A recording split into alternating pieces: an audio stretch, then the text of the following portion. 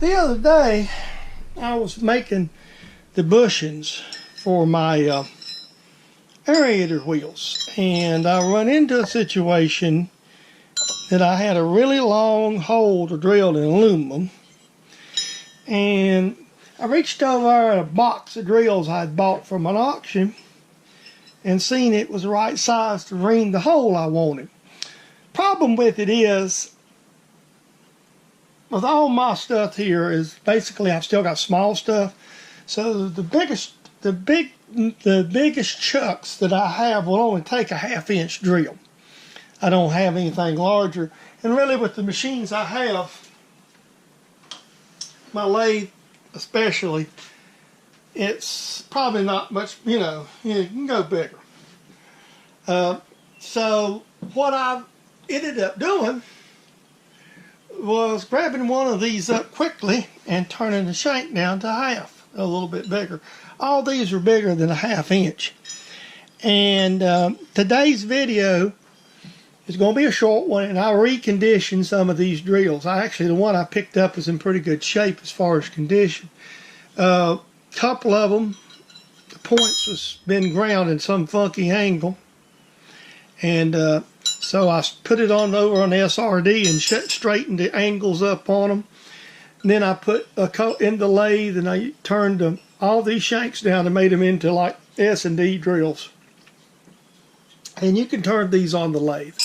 So what you're going to see today is a pretty short little video. I don't know how long, but it's not going to be no 30 minutes, obviously. But we'll see when I put it together. But more or less what you got today is I just was in a mood not to start a project. I've got some things I want to do, but this will feel a little lazy, but I wanted to be in the shop, so kill some time. So I decided to work on the drills. I've got plenty of drills to work on. I've got oodles and oodles of drills that's in this odd size drills. And it's going to be one of my things just every once in a while to start working on them and just put them in containers and store them. But these, I feel like I've needed them. So this is one project's up. And that's what today's video is actually going to be about. And I'll give you a peek on a future project.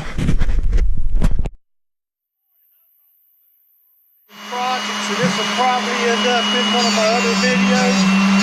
But I've been working on drills this morning. I worked on my project yesterday. The aerator and some of my S&Ds was in bad shape. And also yesterday I discovered there's a box over here. So I got an option with some drills in it. They're larger sizes and they're longer. The smaller, larger sizes. A little bigger than half or whatever. So I got one of them out yesterday. And the shanks were too big to go in my chucks. And I'm gonna put them in the lathe, and I'll show you that today too, turning the shanks down that you can take.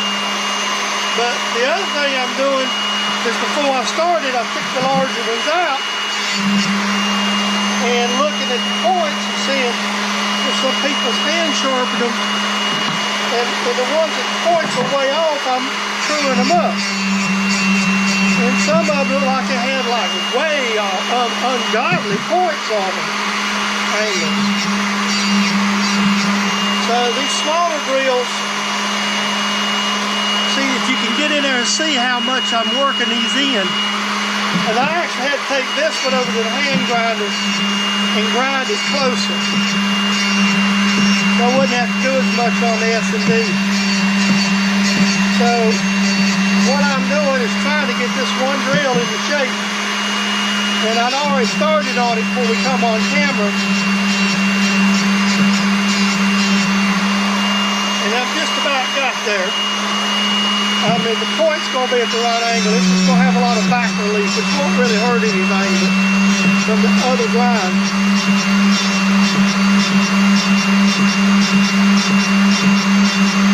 I know you hear these other guys are drill doctors all the time. Drill doctors all right, but it is at this.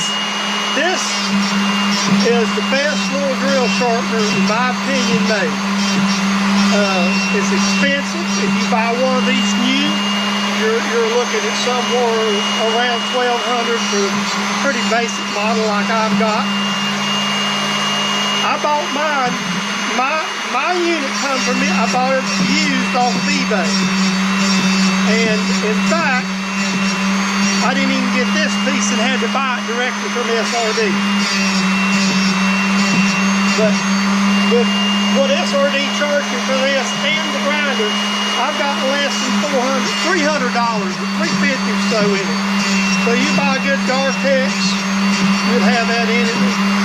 The cheaper version they call the Rail Doctor. I love it. When I went to work in a machine shop many years ago, over 40 years ago, they had one of these to sharpen their small drills. The larger ones they would either hand sharpen or send them to a tool sharpening company. And I've got a couple that's been made in reduced shank drills that I'm going to cut the shanks off and make S&Ds out of them in the other pile of drills. But what I'm going to do is sharpen. I'm going to go over these today and get these all ready to use and put them in a container like my S&D drills here with my drills in my drawer. Because there's just times I need these longer shanks and my sets don't contain them. And I know watching somebody sharpen drills is about like watching paint dry. But I'm going to go ahead and finish this drill on camera, and it may end up being a video just on working on drill bits. I'm not decided yet, and if it is, it is. And if it is, we'll do it. I kind of feel like the length of the time it's going to be in the video, it probably will be, because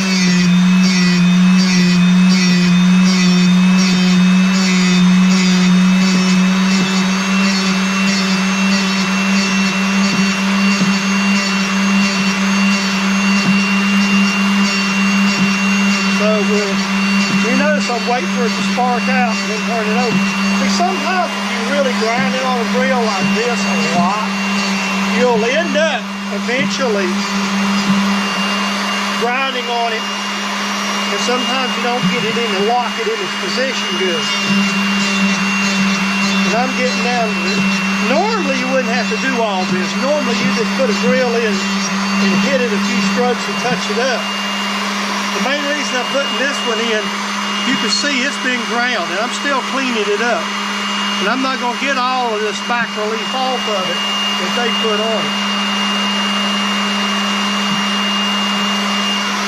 In fact, I'm going to have to stop and reset my back relief a little bit anyway, because it doesn't look like I've got enough back relief on this. And that's the real challenge with this setup, is to get the back relief just right. So sometimes you'll want to, because especially with the larger drill, the back reliefs will. So now what I done was I turned it just a little bit to create a little more back relief. What you really want to do with this thing, if you're not trying to split point them,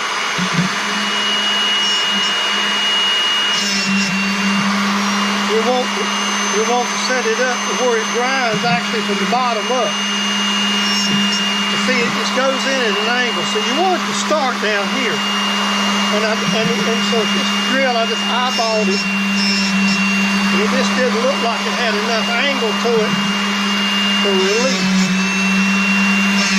If you don't get it in there, you'll know it when you try to drill with it. You have to kind of, with a larger drill, you kind of have to set it off a little more to create your back relief. Setting it up on the lines exactly won't with this larger drill. The smaller ones tend to work better for that. They actually make vices for a little larger drills. These vices are about several $100s a piece. Replacement.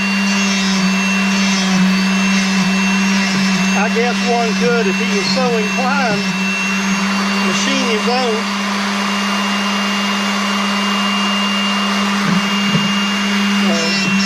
I still ain't got out to the edge too, by the way.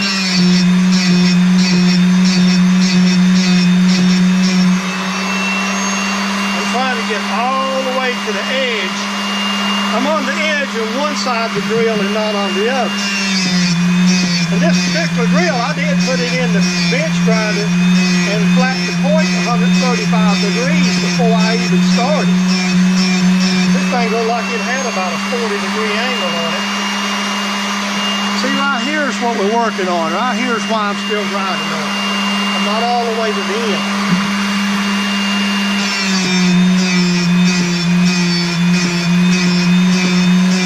And this is unusual. You shouldn't have to grind and drill this much.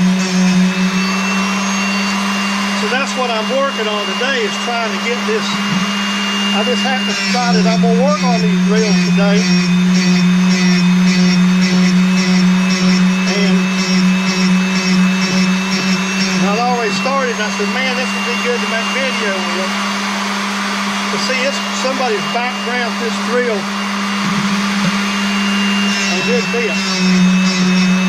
Well, what I'm going to do is I'm going to spark it out and see how it looks. It's looking like it's getting close.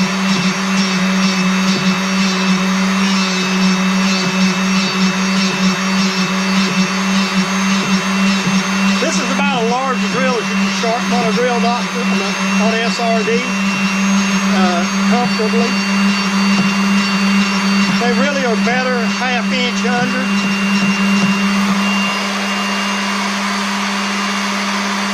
Most folks can hand sharpen larger drills better. I can. The real good people don't need these. They can sharpen them all. But even people like Adam Booth has a drill, well, he's got more of a tool room type drill sharpener, which is even better, which is a lot more expensive. This is the middle of the road.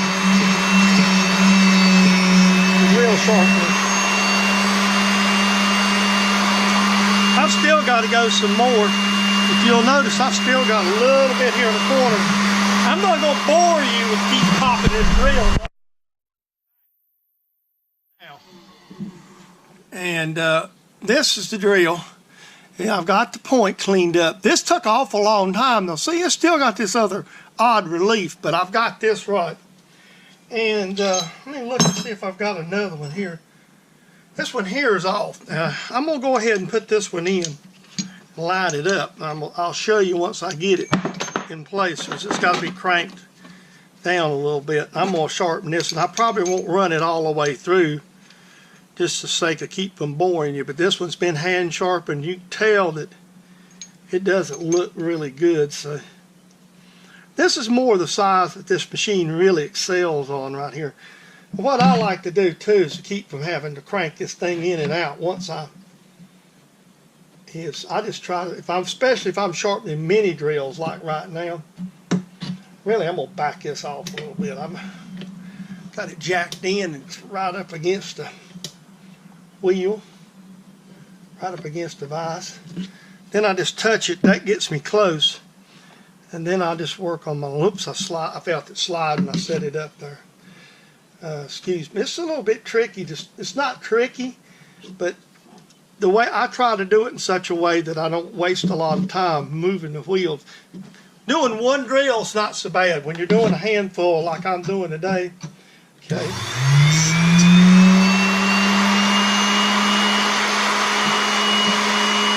I always look to see where I make my first contacts at. That tells me right there where my relief's going to be.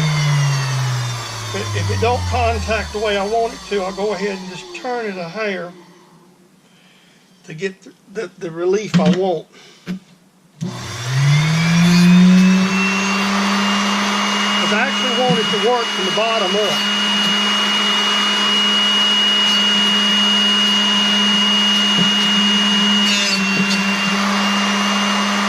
it starts from the top down, then I'm worried that I don't, of course, if some of these are somebody else's ground, you just don't know how much. So what I'm just going to do with this one is I'm just going to put a good edge on it. I would like, because it's got plenty of relief. This will actually be like a split point.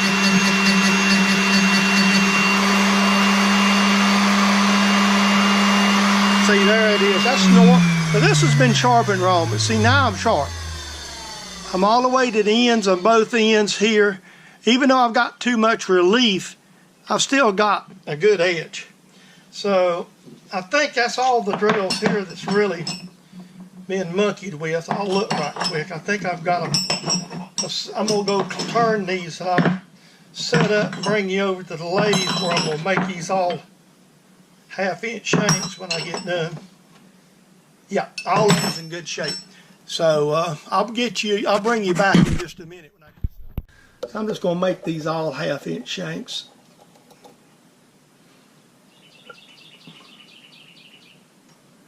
Ten over.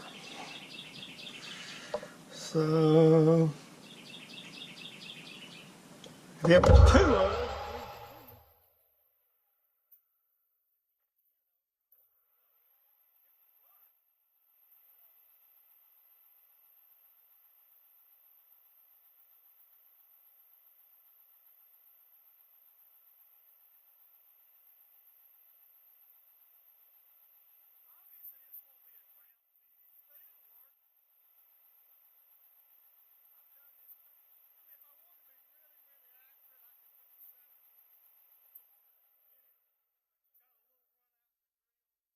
And this is just like you say for drilling holes, and if you're in a position that you can do, need some, like these drills I picked up, obviously I wouldn't buy new ones. I'm about 2 over 1/2. Hey, we can live with that. And let's take a file.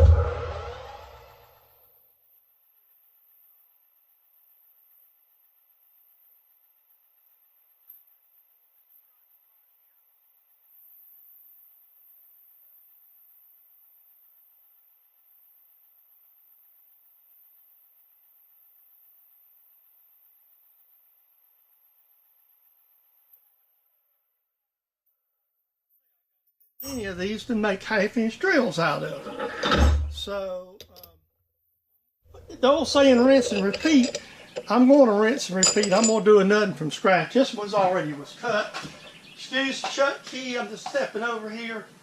I've got a container that, well, poop. Should have not have done that.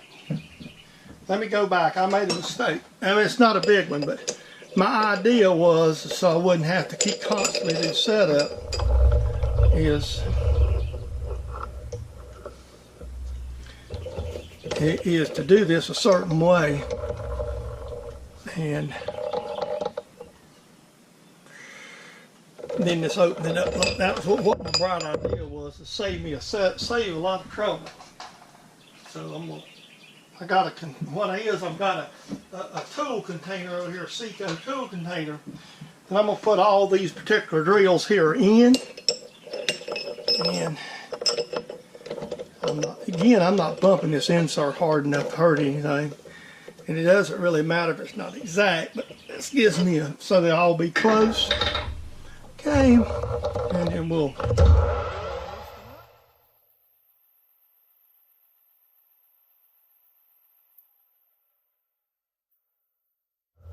take about 10 thou off, or 20 thou off.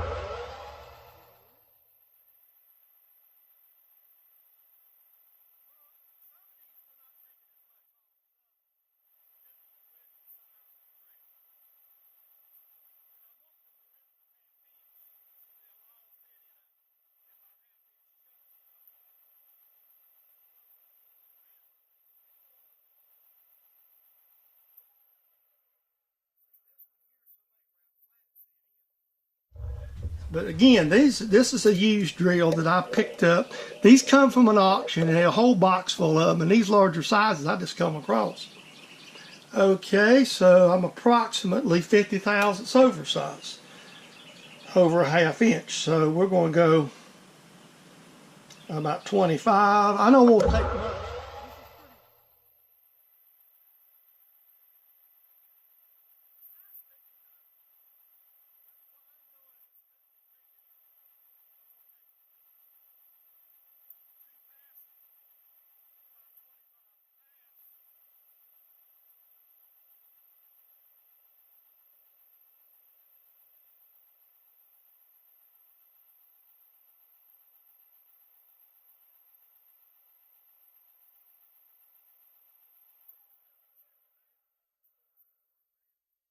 Easy. Yep. So about 28 over. So then I'm gonna take this pass.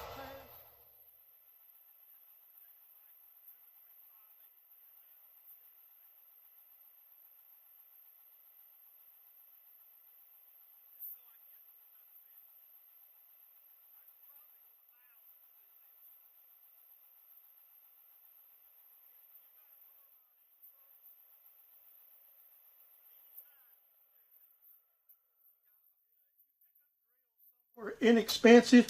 I would not, and I would tell you the truth. I go ahead, if I was ordering drills, I would. These are good American drills. I know I've been given a hard time about not using them. I'm about 18 over. So I'm gonna go.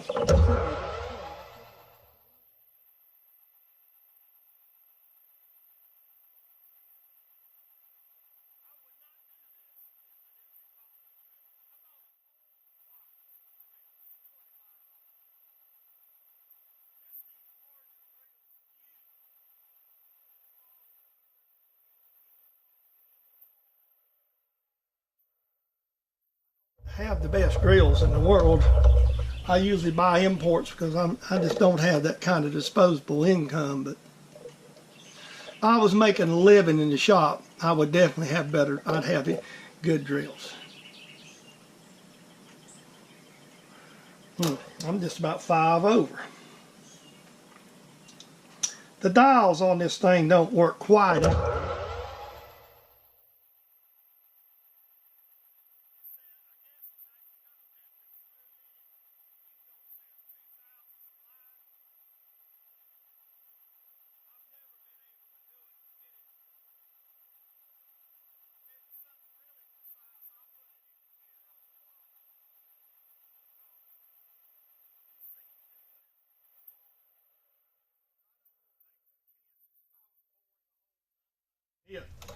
Really close, I'd be hitting it with the, I'd be basically, like you said, dead on it. Man, can't get no better than that. And that's what I'm doing. I'm just I'm gonna polish this one, and that's kind of what I'm gonna be doing today. Also, one of the things that I do, since I'm not really organized, I just got a bottom of my box I use for machinist box over there, full of a drawer full of drills.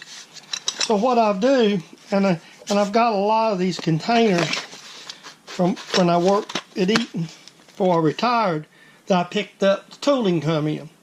So I just make a note, reduce drills, so I kind of jog my memory of what I've got. I mean, I need to do some better organization, that's for sure. These 2 drills are a project that I've been figuring on studying on.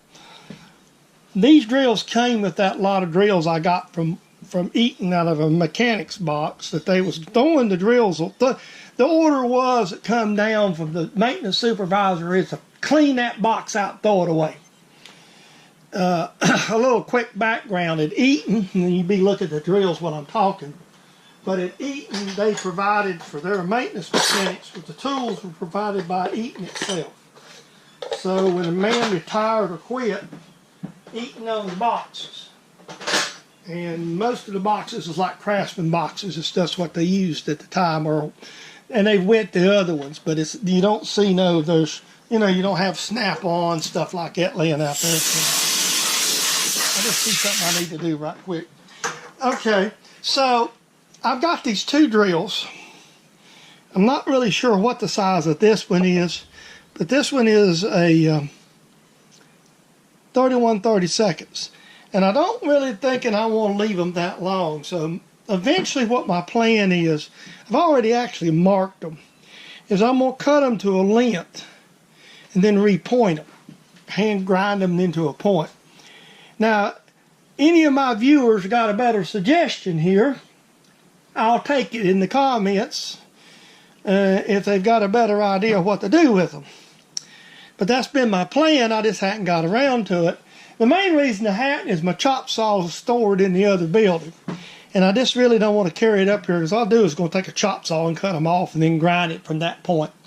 My little SRD will not grind these. I've entertained the point, and I've seen a video from Xanadu over in Australia, and I've entertained the idea of chucking these suckers up in the lathe after I cut them off and rough the angles in, either with an insert or set up a Dremel or something, and just slowly work the points in to get them close to the proper angle, then hand grind them. So I'm sort of limited in what to do with this. So I'm kind of working on a plan. So I would like my subscribers, if any of you got an idea, chime in, because I want to see what we get. But I've kind of got some theories. This is metal soft enough, and if I take light cuts and cut the angles off on the lathe, I could get them close to grind them in. The biggest challenge is to get the 135 degrees the way we want them. So that's going to be a project that I'm going to take on sometime soon, because I know I can turn them with inserts. It's just a catch, just interrupted cut, and I have to take light cuts. Excuse me.